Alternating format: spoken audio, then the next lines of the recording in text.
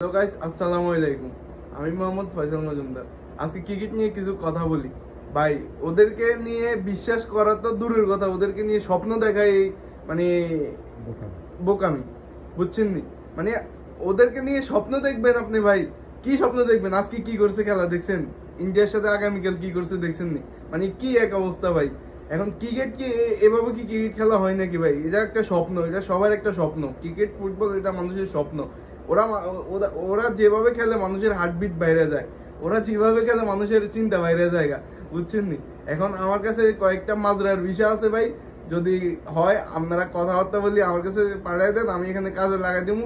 ওদেরকে দিয়ে এইসব মানে ক্রিকেট খেলা হইতো না, ওদেরকে দিয়ে মাজরার কাজে ভালো, বুঝছেন নি?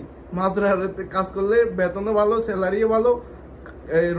রোদের মধ্যে কাজ করবো, সমস্যা নাই, খাওয়া থাকা সব আমি দিব ভাই, বুঝছেন নি? এখন পাঠায় দেন আমার কাছে। ওদের নিচে তেল শ্যাম্পু লই, দেশে পাঠানোর দরকার নেই। এরা আজকে রাতেই তেল শ্যাম্পু, তারপর বিদেশে যা সামান ওরা প্যাক করে যায় বোকা দেশের মধ্যে। দেশে যাওয়ার দরকার নাই, দুবাই থেকে সৌদি আরব কাছাকাছি, আমার কাছে পাঠায় দেন, আমি মাজরার কাজে লাগাই দিব।